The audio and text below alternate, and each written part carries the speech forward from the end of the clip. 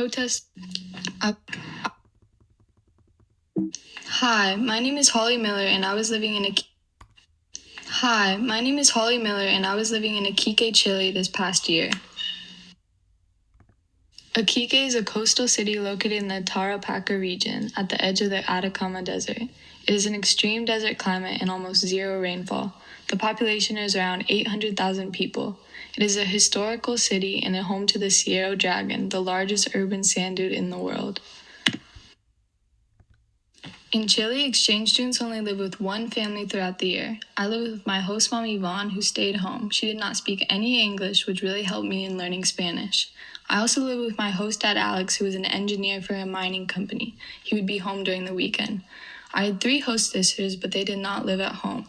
2 of them were studying in college in other cities, and the youngest daughter was in Denmark participating in Rotary Exchange.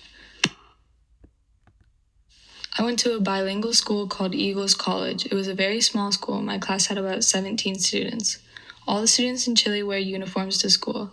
The first picture is my first day of going to school. The second picture is my classmates in our school sweatshirts. And the third picture is my friend and I in traditional Chilean clothing. I was involved in surf classes and also trained with the Iquique lifeguards. I enjoyed going to the beach, swimming on the rocks behind my house, and hanging out with friends. Chileans have a very free culture. They are focused on making money during the colder months and enjoying time with family and friends during the summer. Chileans are known to have the most unique Spanish in Latin America. They use a lot of slang, have very different pronunciation, and speak very fast. Some examples are instead of saying fiesta, Chileans say carrete. Instead of saying bebida, Chileans say copete. And instead of saying excelente, they say la raja. The slang also varies from the different regions of Chile. Because the country is so long, there is different dialect from the north to the south. Also, the accents are unique to the social classes. There are people known as flaites, and they have created their own variation to the Chilean slang. Their pronunciation and vocabulary is so different than the normal Chilean that natives sometimes have trouble understanding what they're saying.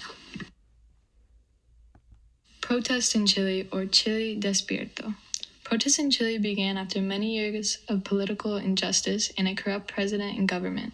The breaking point for Chileans was when the government increased the subway fare and the cost of living rose, making it almost impossible for some people to survive.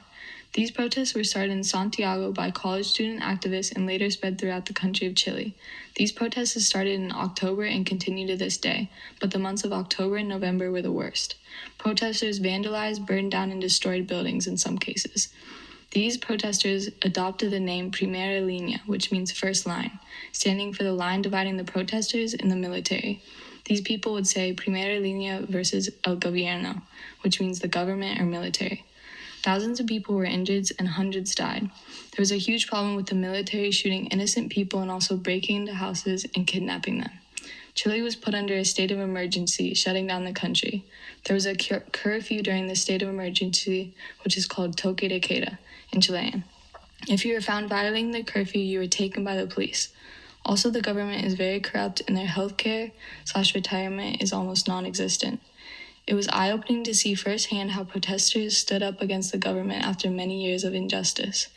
Chile Despierto means Chile woke up. Young protesters started this movement to signify how Chileans are finished tolerating a corrupt government that doesn't function for all its citizens.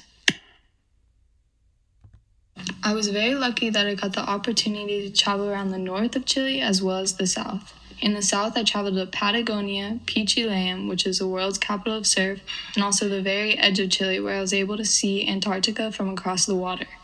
In the north, I was able to travel to San Pedro de Atacama, where I got to see the Valle de la Luna. Also, I went to Antofagasta.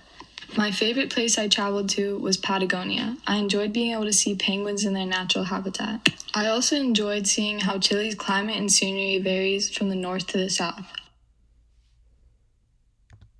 I would like to thank the Rotary Club of Worcester, Ohio, and also the Rotary Club of Iquique for sponsoring me. I'm grateful I was given the opportunity to have this experience.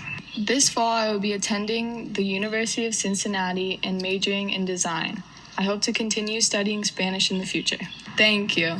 Muchas gracias.